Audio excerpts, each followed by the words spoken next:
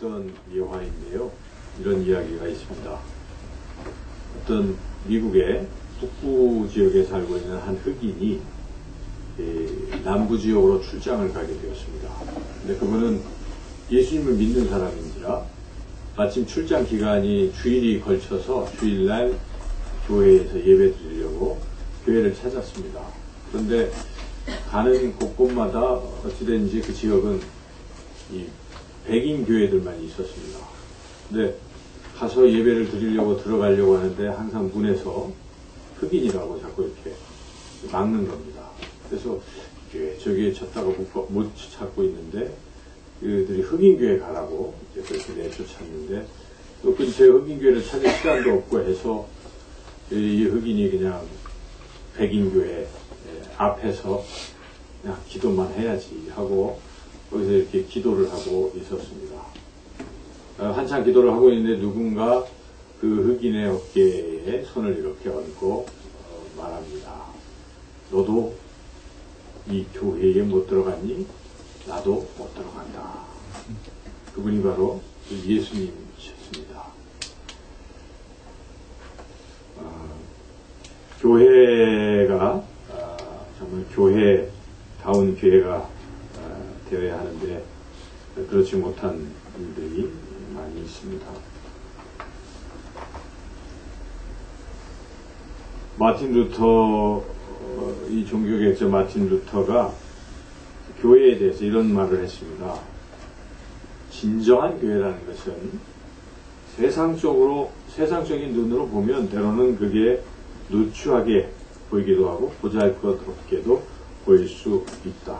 그렇지만 하나님이 보실 때는 그러한 교회, 세상이 보기에 그럴지라도 아주 귀중하고 사랑스러우며 높은 평가를 받을 수 있다. 제사장 아론이 성전에서 나올 때 이렇게 장식품을 걸치고 화려한 외모로 향기를 풍기고 영광스럽게 나타났지만 예수 그리스도께서 나타나신 모습은 가장 천하고 보잘것없는 모습이었다. 그런 이야기를 합니다. 하나님이 보시는 기준과 사람이 보는 기준이 다르다는 것이죠. 교회에 대한 평가가 다를 수 있다는 것입니다. 하지만 현대인들은 그렇지 않은 것 같습니다. 오늘날 많은 현대인들, 교회를 찾는 현대인들은 이 조그마한 상가교회, 지하교회 이런 데는 기피합니다.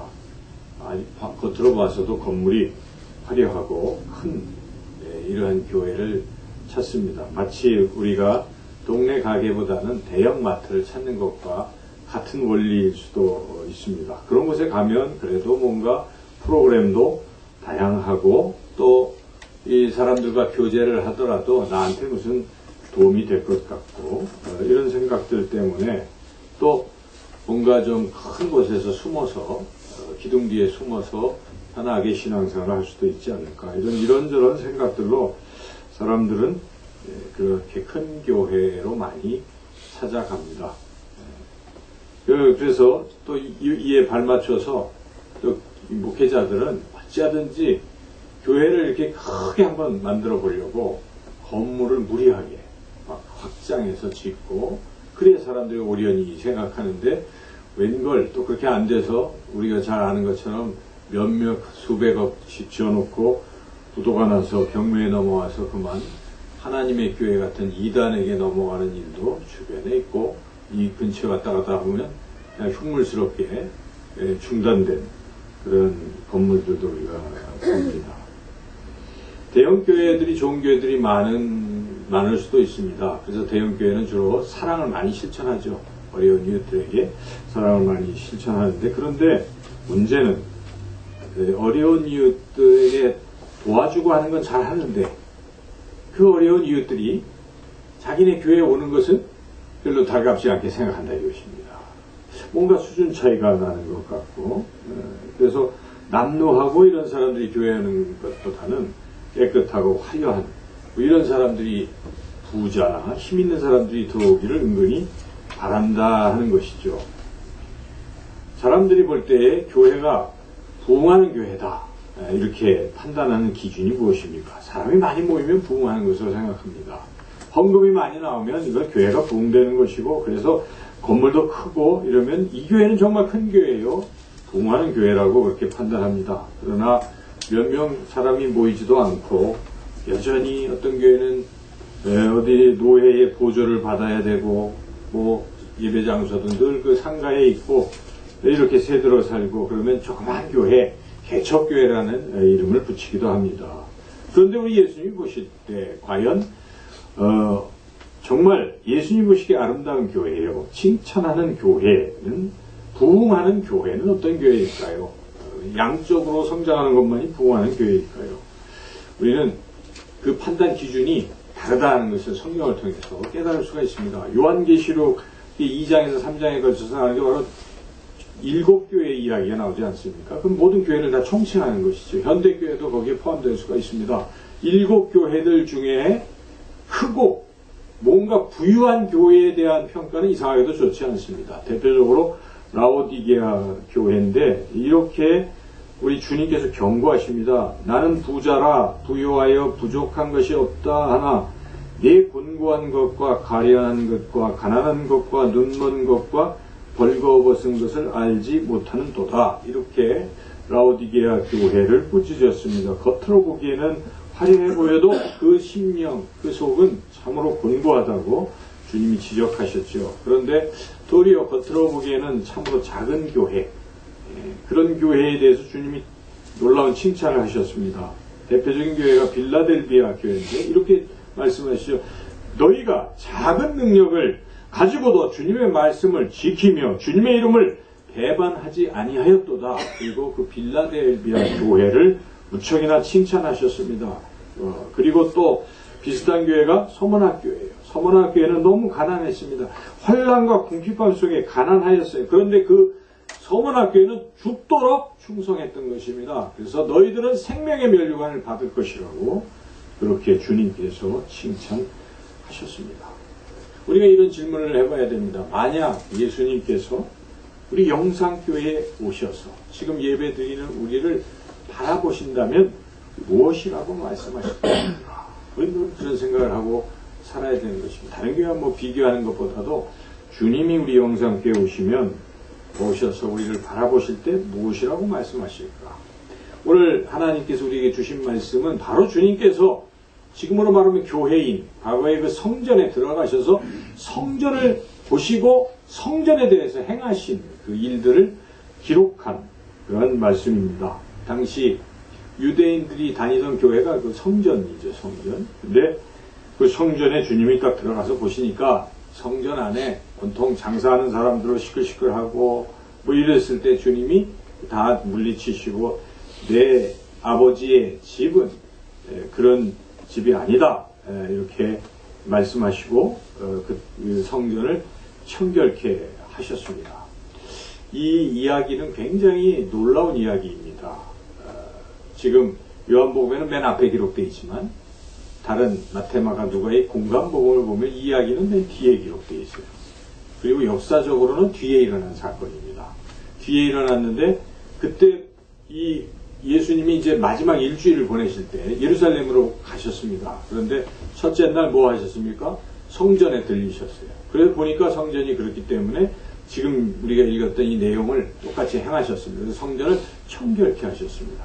바로 그때 성전에서 뭔가 이득을 취하던 대제사장을 비롯한 이런 종교 기득권자들이 그 사실에 굉장히 이제 불쾌한 것이죠. 그래서 예수님을 죽이게 된 것입니다. 결정적인 이유죠. 동기죠. 물론 예수님은 십자가에 죽으시기 위해서 이 땅에 오신 것이지만 그런 사건들이 있었다는 것입니다.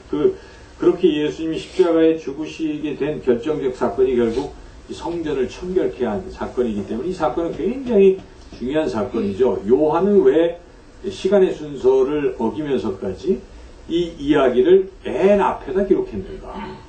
이게 중요하기 때문에 그렇습니다. 너무나 예수님 사역에 있어서 이게 결정적인 것이기 때문에 요한은 시간을 넘어서 앞에다 기록한 것입니다. 그래서 가나의 혼인잔치 우리가 지난주에 들은 말씀에 이어서 바로 성전 청결 이야기를 여기에 둔 거죠. 그래서 이 이야기는 그렇게 중요한 이야기죠. 우리가 그래서 이 이야기가 우리에게 주는 교훈이 무엇인지를 잘 귀담아 들어야 할 것입니다.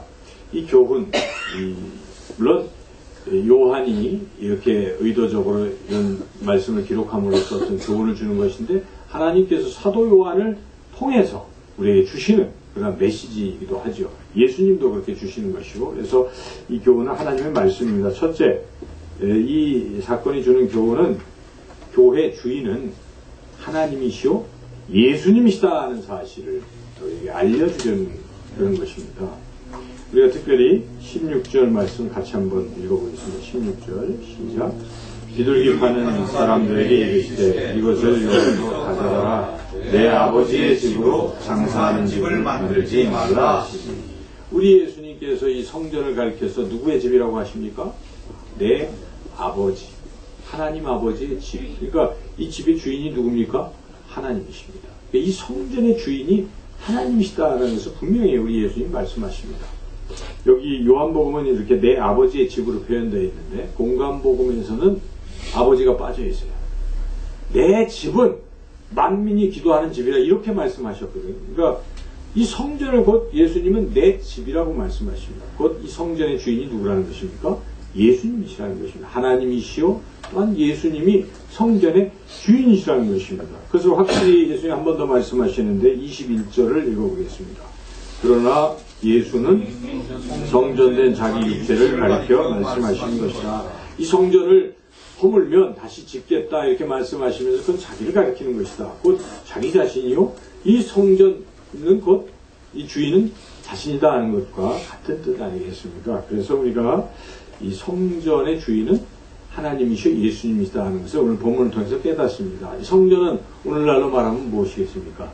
교회입니다. 교회의 주인이 누구십니까? 하나님이시오 예수님이십니다. 사도 바울은 그래서 에베소서와 골로새서에서 분명하게 교회의 주인, 교회의 머리가 누구인지를 말씀하고 있습니다. 또 만물을 그의 발 아래 복종하게 하시고 그를 만물 위에 교회의 머리로 삼으셨느니라. 그는 몸인 교회의 머리시라. 이렇게 성경 우리에게 증거하고 있습니다. 그래서 우리는 항상 교회의 주인은 누구신가? 교회의 주인은 하나님이시오 예수님이신 줄로 믿습니다. 아멘. 교회의 건물에 십자가를 세우는 이유는 사람들은 비난하기도 하죠. 비행기 타고 보면 온통 십자가다. 왜 십자가를 다느냐 이렇게 세상 사람들이 비난하기도 하지만 우리 교인들은 그걸 생각하는 거예요. 왜 십자가를 그렇게 빨간 네온 십자가를 달고 있는 것인가? 여기에 주인은 십자가 곧 예수님이시다 하는 것을 우리가 선포하기 위한 것입니다. 그래서 우리는 항상 교회의 주인은 예수님이시다 이런 마음과 믿음을 가지고 살아가야 한다는 것이죠. 그런데 불행하게도 오늘날 교회의 주인이 누구입니까? 많은 교회들은 목회자가 교회의 주인인 줄 아는 경우도 있습니다. 사람들도 거기 사장 이렇게 생각하는 거예요. 세상 사람들은. 그런데 세상 사람들뿐만 아니라 목회자 자신도 때로는 자기가 교회의 주인으로 이렇게 착각하는 경우도 없지 않습니다. 또한 또 어떤 우리 장로교 같은 경우는 당회가 있고 장로들이 뭔가 의사결정을 하고 이런 경우들이 있기 때문에 여러 교회들을 보면 또 장로들이 주인으로 생각하는 경우도 없지 않습니다. 네, 이런 것은 우리가 근데 그렇게 하면 안 되지 하는데 또 한편 또 자칫 오해하기 쉬운 게 교회의 주인은 우리들이야 이렇게 생각하는 그것도 잘못입니다. 더 큰 잘못입니다. 교회의 주인은 목사도 아니요 장로도 아니요 우리들도 아닙니다. 교회의 주인은 누구십니까? 예수님이시오 하나님이시라는 거죠. 그래서 우리가 항상 그런 의식을 가져야 돼요. 그러면 교회의 주인이 하나님 되시고 교회의 주인이 예수님 되게 하시려면 우리가 어떻게 해야 되는 것인가? 모든 의사 결정은 누가 하셔야 됩니까? 하나님이 하셔야 돼요. 어떻게 하나님이 보이지 아니하시는 하나님께서 의사 결정을 하실 수 있겠습니까? 우리 모두가 기도해야 돼요. 기도하면 성령의 다스림을 받기 시작합니다. 그렇게 되면 어떤 문제에 대한 결정을 할 때 항상 성령은 같은 분이시기 때문에 같은 마음, 같은 뜻, 같은 생각을 주시는 것입니다. 그런데 왜 서로 생각들이 다를까요? 기도가 부족한 것입니다. 누군가 기도가 부족해서 그렇게 다른 생각을 자꾸 하게 됩니다. 그래서 우리는 항상 기도하는 것입니다. 교회의 중대한 문제를 놓고 우리 뭐 해야 됩니까? 합심 기도하고 모여서 기도하고 금요 철야 기도, 새벽 기도 뭐 정해놓고 간절히 기도한 후에 결정하는 것입니다. 그래서 항상 교회의 주인이 하나님이시오 예수님이라고 생각하고 그렇게 인정하고 그렇게 되기를 원하는 사람들은 반드시 기도해야 되는 것이죠. 그래서 모든 결정이 성령의 하나님의 뜻으로 결정되도록 하는 것. 이렇게 해야 된다는 것이죠. 둘째로 이 사건이 우리에게 주는 교훈은 우리 예수님께서 교회를 교회되게 하신다는 사실입니다. 교회를 교회되게 하신다는 것이죠. 14절에서 16절 말씀 같이 한번 읽어보겠습니다. 성전 안에서 소와 양과 비둘기 파는 사람들과 돈 바꾸는 사람들이 앉아 있는 것을 보시고 노끈으로 채찍을 만드사 양이나 소를 다 성전에 넣어 내쫓으시고 돈을 바꾸는 사람들의 돈을 쏟으시며 상을 엎으시고 비둘기 파는 사람들에게 이르시되 이것을 여기서 가져가라 내 아버지의 집으로 장사하는 집을 만들지 말라 하시니.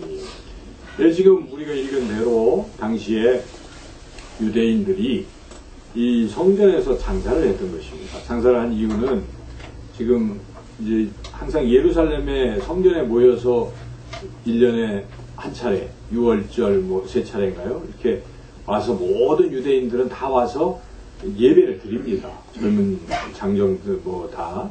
그런데 예배를 드리려면 그냥 드릴 수가 없는 거예요. 소와 양과 이런 것들을 드려야 돼요. 그런데 이게 좀 건강에 안 좋은 거를 드릴 수도 없어요. 그래서 깨끗하고 순결한 걸 항상 드려야 되니까 이렇게 데리고 오면서 많이 지치고 상하고 이럴 수가 있잖아요. 그래서 데려오기가 어려워요. 어떡합니까? 와서 사는 겁니다. 그래서 그러니까 그걸 사니까 팔려고 성전에서 그거를 깨끗한 양들을 준비해서 파는 거예요. 그럴 수도 있죠. 도움을 주는 것 같기도 합니다. 그럴듯합니다. 그리고 또 성전에 오면 안색일씩 성전세를 내야 됩니다. 세금을. 그런데 이 세금이 당시 통용되는 화폐가 아니에요. 이 세금은 유태인들이 쓰는 화폐를 내야 되는데 없으니까 거기서 또 환전을 해야 돼요. 그래서 자연스럽게 성전에는 그런 것들이 있는데 그거를 누가 허락합니까? 그것을 제사장들이나 성전을 관리하는 종교적 지도자들이 허락한 거예요. 그냥 허락했겠습니까?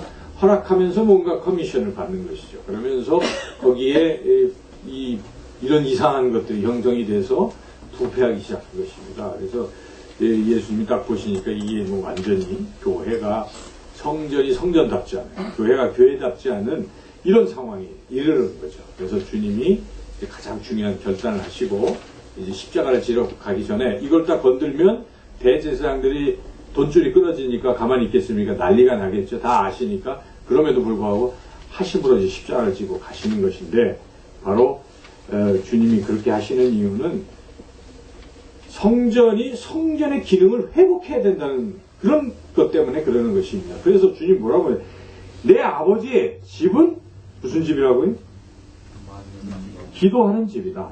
그러니까 내 아버지의 집으로 장사하는 집을 만들지 말라. 여기는 이렇게만 나와 있지만 공간복음에는 내 집은 만민이 기도하는 집이라고 분명히 말씀하고 있는 것입니다. 그래서 본래의 기능을 회복하라 이런 뜻인 것이죠. 그래서 오늘날로 말한다면 주님이 하신 일은 그런 일입니다. 교회를 교회되게 하시는 그런 일인 것이죠. 지역적으로 우리가 장사하는 것만 국한할 수는 없는 거예요. 교회에 여러 가지 많은 일들이 있는데 교회가 교회답지 못할 때 주님이 분노하시는 것입니다.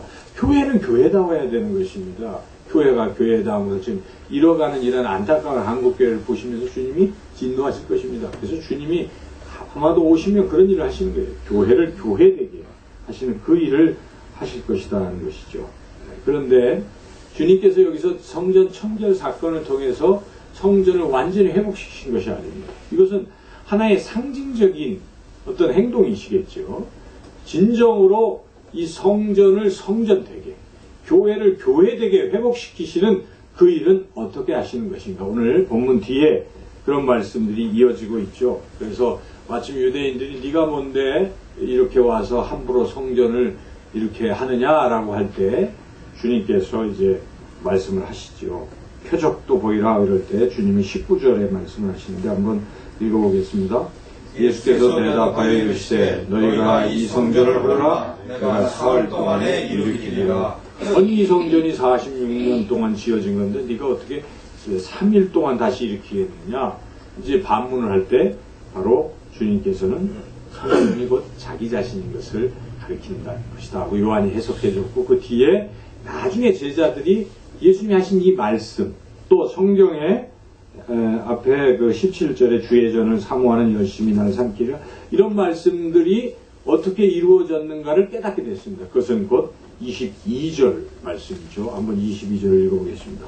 죽은 자 가운데서 살아나신 후에야 제자들이 이 말씀하신 것을 기억하고 성경과 예수께서 하신 말씀을 믿었더라. 죽은 자 가운데서 살아나신 이 사건을 통해서 아하, 사흘 이 성전을 무너뜨렸지만 사흘 만에 다시 지어지는 것이 그런 뜻이구나. 바로 예수님이 성전된 그 분이시고 예수님이 십자가에 죽으시고 사흘 만에 부활하심으로써 교회가 교회답게 된 것입니다. 죄인들로 모인 이 교회가 예수님의 보혈로 어떻게 된 것입니까? 거룩한 교회로 된 줄로 믿습니다. 아멘. 이렇게 교회를 교회답게 회복시키신 분이 바로 예수님이시라는 사실입니다. 그래서 우리가 이것을 믿는 것입니다. 비록 우리 교회가 좀 부족합니다. 여러 가지로. 그렇지만 우리는 사도신경을 통해서 늘 뭐라고 고백합니까? 거룩한 공교회와 하고, 우리가 교회는 거룩하다고 그렇게 고백하는 것입니다. 우리가 거룩해서 교회가 거룩한 것이 아닙니다. 이 교회의 주인이신 예수님께서 피값으로 사신 교회이기 때문에 교회는 항상 거룩한 것입니다. 교회가 거룩하게 되는 것은 바로 우리 주님께서 그렇게 하시는 것이지요. 그런데 우리 주님은 항상 이렇게 교회를 교회되게 하시고 교회가 교회되기를 간절히 원하시는 분이시기 때문에 우리도 역시 교회가 교회다워지기를 갈망해야 된다는 것이죠. 주님이 원하시고 주님이 교회를 교회되게 하기 위해서 심지어 어떻게 하셨습니까? 십자가에서 죽으시기까지 하신 것 아니겠습니까? 그렇게 하신 것이니까 우리는 교회는 항상 교회다워야 된다, 이러한 생각들을 우리 끊임없이 해야 합니다. 교회가 교회답다는 것이 어떤 의미가 있겠습니까? 오늘 본문을 통해서 가장 극명하게 드러나는 것은 한마디로 거룩함이라는 것입니다. 따라서 해보시죠. 교회는 거룩해야 한다. 교회는 거룩해야 한다. 예, 이 거룩함이죠. 거룩함. 그래서 거룩함이라는 것은 세상과 구별됐다는 것입니다. 어느덧 교회가 세상의 세속화의 물결에 그냥 넘어가서 이 교회인지 세상인지 구별이 안 될 때가 많습니다. 교회는 교회다워요. 교회는 거룩해야 되는 것입니다. 이곳은 하나님이 임재하시는 하나님의 성전인 것입니다. 그래서 우리가 청결하고 거룩한 그런 교회가 되기를 우리가 꿈꿔야 되는데, 이런 마음들이 사실 우리가 좀 약화되는 것도 사실이에요. 그런데 한번 이런 걸 생각해 보시죠. 만약 여기 우리가 예배를 드리는데 갑자기 형광등이 다 나간다든지, 또는 비가 억수로 와서 물이 샌다든지, 또는 여기 우리는 그렇지는 않지만은 배수관이 이렇게 터져가지고 거기서 오물이 흘러나온다든지, 이런 일이 발생하면 어떨까요? 우리가 그냥 방치하는 사람 없겠죠. 어찌하든지 서로 막 쓸고 닦고 오물을 치우고 깨끗하게 할 것입니다. 그런데 그런 오물보다 더 더러운 것이 어찌 보면 우리의 마음일 수도 있는 것입니다. 우리의 삶의 모습일 수도 있어요. 그런데 우리가 이러한 마음에 보이지 않는다요, 이러한 더러움에 대해서는 우리가 별로 더럽게 느끼지 아니하고 있다면 뭔가 잘못된 것입니다. 교회는 청결해야 되고 거룩해야 된다는 것입니다. 우리가 이렇게 예배를 드리면서도 마음속에 어떤 나쁜 생각들, 욕심, 탐욕, 음욕, 미움, 이런 마음들로 가득 차 있다면 이거 안 되는 것이죠. 이런 것들이 제거돼야 되는 것입니다. 교회에 오면 우리가 주님 앞에 죄를 고백하는 것은 그런 것 때문입니다. 인간은 다 더러운 것입니다. 한 주간 살면서 누가 그렇게 거룩하다 할 수 있겠습니까?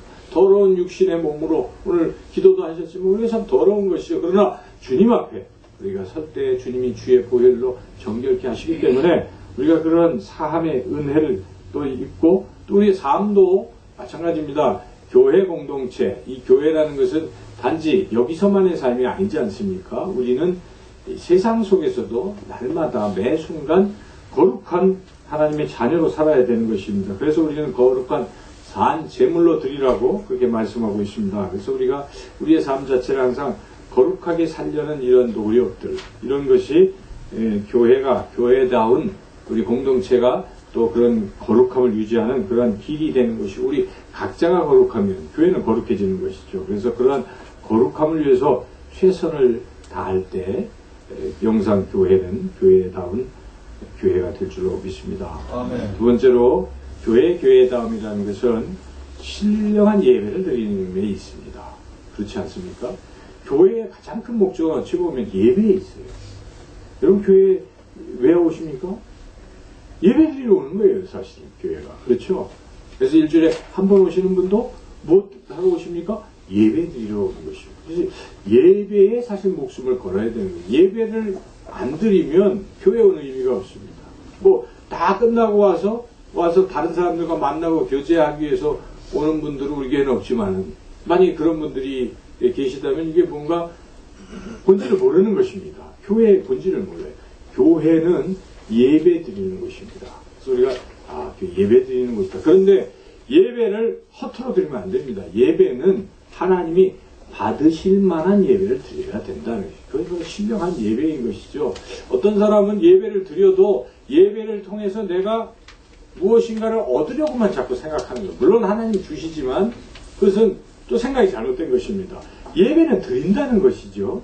예배를 보는 것도 아닙니다. 우리가 습관적으로 잘못할 때마다 예배 보자 이러는데 예배 뭐 쇼보러 오는 거 아닙니다. 예배는 영화 보는 것도 아니잖아요. 영화는 보지만은 예배는 드림에 있어요. 그래서 예배 드린다는 말을 해야 되는 것이고 예배를 드려야 되는데 예배를 드림에 있어서 우리의 마음을 집중하고 우리 영혼으로 드리려고 영과 진실로 이렇게 자꾸 드리려고 애를 써야 되는 것이죠. 예배는 얼마나 자기가 준비되어 있느냐에 따라서 잘 드릴 수가 있습니다. 어떤 사람은 뭐 다른 거 핑계를 많이 댑니다. 물론 그것도 이유가 될 수 있어요. 내 예배를 잘 드려야 되는데 영 반주가 뭐 찬양대가 설교자가 뭐 사람들이 영 뭐 이래서나 예배를 못 드리겠다라고 하는 그럴 수도 있긴 하겠죠. 그래서 설교자나 찬양자나 예배를 돕는 사람은 정말 열심히 잘 준비해서 해야 되는 것은 틀림없어요. 그러나 그것이 본질이 아닙니다. 그런 상황 속에서도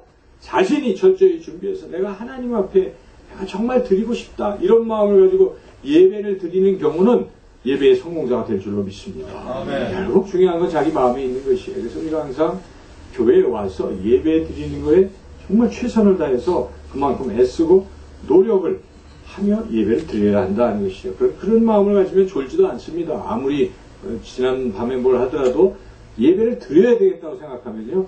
그렇게 안 돼요. 집중을 하게 되고 이렇게 세 번째로 교회가 교회다운 것은 우리 성경이 지금 본문들만 가지고 제가 봤을 때는 뭡니까? 기도하는 집이 돼야 된다는 것입니다. 여기에 나와 있지 않지만 이 본과목에 마태복음 21장 13절에서 이렇게 말씀하고 있습니다. 똑같이 성전 청결을 하시면서 주님이 이렇게 말씀하십니다. 그들에게 이르시되 기록된 바 내 집은 기도하는 집이라 일컬음을 받으리라 하였거늘 너희는 강도의 소굴을 만드는도다 하시니라. 그 강조점이 무엇입니까? 기도하는 집이다 하는 것입니다. 교회가 교회다운 것은 기도할 때 그렇다는 것입니다. 만약 기도하지 않는 교회라고 그러면 그 교회다운 교회라고 할 수가 없어요. 다른 거 좀 못해도 됩니다. 기도를 잘하면 되는 거예요. 기도. 예배 잘 드리고 기도하는 것이 언급되는 것입니다. 그리고 항상 모든 주인은 하나님이시다라고 여기는 교회는 교회다운 교회인 것입니다. 이 기도라는 게 얼마나 중요합니까? E.M. 바운즈라는 제가 책을 이렇게 8권인가 갖고 있는데 저는 그 책을 제일 좋아하는데 그 책의 기도의 본질이라는 부분에서 이런 말이 있어요. 기도하는 지도자들이 있는 교회가 가장 복되도다. 그런 말이 있습니다. 그 말은 맞는 것입니다. 교회 리더십이요. 기도하고 있잖아요. 교인들이 다 행복한 거예요. 교회가. 그렇지 않겠어요? 모든 의사결정은 하나님 뜻대로 결정되는 교회예요. 그리고 그 중보 기도의 힘이 얼마나 크겠습니까? 지도자들이 성도님들을 위해서 간절히 기도한다면 어떻게 되겠습니까? 교회가 축복을 받는 것이죠. 교회가 부흥하지 않을 수가 없는 것입니다. 그래서 모름지기 교회의 리더십은 기도하는 사람도 세워야 된다는 것입니다. 기도하는 사람이 돼야 되는 것입니다. 그리고 우리 모두가 기도하는 그런 사람들이 될 때 교회는 교회다운 교회가 될 수 있습니다. 그러면 기도가 흔들리잖아요. 교회 무너집니다. 항상 이 건물도 기초가 무너지면 어떻게 됩니까? 무너지잖아요. 건물이. 마찬가지로 교회의 기초를 우리가 지금 예배, 기도 하나님 주인 되심, 이게 무너지면요, 교회 무너지면 더 이상 교회다운 교회는 아니라는 것입니다. 그래서 우리가 이런 기본 요소들을 잘 마음에 인식하시고, 교회다운 교회를 위해서 우리가 성령님이 주시는 은혜로 내 속에서 역사하시는 그 능력으로 그 역사를 따라 힘을 다하여 수고하시는 우리 저와 여러분이 되시기를 간절히 소망합니다. 아멘. 마지막 세 번째 이 사건이 주는 교회는 우리 예수님께서 교회를 지극히 사랑하신다는 것을 보여주고 있다는 것이죠. 특별히 우리 17절 말씀 같이 한번 읽어보겠습니다. 제자들이 성경 말씀에 주의 전을 사모하는 열심히 나를 삼키려 하는 것을 기억하더라. 이 말씀은 시편 69편 9절에 나온 말씀인데, 주의 집을 위하는 열성이 나를 삼키고 이렇게 쭉 나가고 있습니다. 그러니까 이 주의 집, 교회를 위하는 열성이 삼킬 정도, 자기를 삼킬 정도다. 이 말씀의 뜻이 무엇이겠습니까? 교회를 정말 뜨겁게 사랑하신다. 우리 주님이 성전, 교회를 뜨겁게 사랑하시기 때문에 거기서 그 성전을 청결케 하신 것입니다. 그러한 뜨거운 애정과 사랑이 우리 안에 있어야 되는 것입니다. 여러분, 교회를 사랑하십니까? 교회를 사랑하시는 것과 주님, 교회의 머리 대신 주님을 사랑하는 것과 같은 것이죠. 교회는 주님의 몸인데, 우리가 몸을 사랑하는 것이 주님을 사랑하는 것입니다. 그래서 우리가 교회를 정말 뜨겁게 사랑하는 사람이 되어야 한다는 것입니다. 네, 교회에 이제 우리가 봉사할 때 우리의 사랑의 정도가 나타나는 거죠. 평소에 뭐 난 사랑합니다, 교회를 사랑합니다, 이게 뭐 아무리 외쳐봤자 교회를 위해서 뭐 할 일이 있을 때 거기에 내가 나서지 않는다면 사랑한다고 말할 수가 없는 것이죠. 그래서 그리고 정말 교회를 생각할 때마다 눈물이 나고 교회를 위해서 기도하지 않는다면 교회를 사랑한다고 말할 수 없는 것입니다. 교회를 위해서 눈물로 기도하고 교회의 어떤 봉사를 함에 있어서 정말 할 수 있는, 이게 교회를 사랑하는 것인데, 특별히 봉사를 할 때 우리가 이 자세를 잘 가져야 되는데요. 저는 봉사는요, 영광이라는 생각이 들어요. 아니, 하나님께서 나같이 부족한 자에게 이 주님의 몸된 교회에 봉사할 수 있는 기회를 주셨는데, 이게 얼마나 감격입니까? 충성되이 여기니까 맡기신 것입니다. 아무나 맡깁니까? 아니면 그렇습니다. 그럴 때 감격이 되고, 주님, 저에게 이런 귀한 기회를 주셨으니 제가 한번 해보겠습니다 하고 하는 거예요. 그게 교회를 사랑하는 것이고, 그게 바른 자세인 것이죠. 물론 우리는 피곤합니다. 세상에서 많은 일들을 하고 또 교회 주일 하루 쉬어야 되는데, 아유, 와서 또 이런저런 봉사, 또 나를 어떻게 하란 말이까, 이런 생각이 들 수도 있겠지만, 그러나 중요한 것입니다. 세상에서 우리가 먹고 살기 위해서 일할 수도 있는데 그것도 의미가 있지만은, 그러나 주님의 몸된 교회를 우리가 세우기 위해서 봉사하는 이 일은 너무나 소중한 거 아니겠습니까? 그래서 이 일을 위해서 내가 피곤하더라도 이 고난을, 항상 우리는 이런 말씀을 마음속에 담아두면 참 좋을 것 같아요. 우리 사도 바울께서는 뭐라고 얘기를 하십니까? 골로새 교회를 향해서 내가 그리스도의 남은 고난을 내 육체에 채우노라. 교회를 위하여 그리스도의 남은 고난을 내 육체에 채우노라. 그러니까 교회를 위하여, 골로새 교회를 위하여. 저도 이런 마음이 있어요. 내가 교회를 사랑하고 교회를 위해서라면 내가 고난이 될지라도 주님이 십자가에서 죽으시기까지 고난을 당하시는데 나도 그런 고난을 내가 짊어지고 가리라. 이런 결단을 가지고 행하는 사람들이 교회를 사랑하는 사람인 줄로 믿습니다. 아멘. 바로 우리 주님처럼 우리는 교회를 뜨겁게 사랑하고, 그리고 교회가 교회다울지를 간절히 소망하고 기도하고, 우리가 그러한 존재들이 되시고, 그리고 항상 이 교회의 머리는 예수님이심, 하나님이심을 잊지 말고 항상 주님의 결정에 따르며 그렇게 교회를 섬기는 저와 여러분들이 다 되시기를 주님의 이름으로 축원합니다. 아멘. 기도하겠습니다. 하나님 감사합니다. 우리 주님께서 교회를 너무 사랑하셨기에 주님 그 성전에 들어가셔서 교회를 청결케 하시고 교회의 기능을 회복하신 것을 주님 깨닫습니다. 주여, 우리도 영산교회 정말 주님 모시기에 아름다운 교회, 좋은 교회 되도록, 하나님 교회다운 교회 되도록 최선을 다하는 우리가 되게 하여 주옵소서. 예수님의 이름으로 기도하옵나이다. 아멘.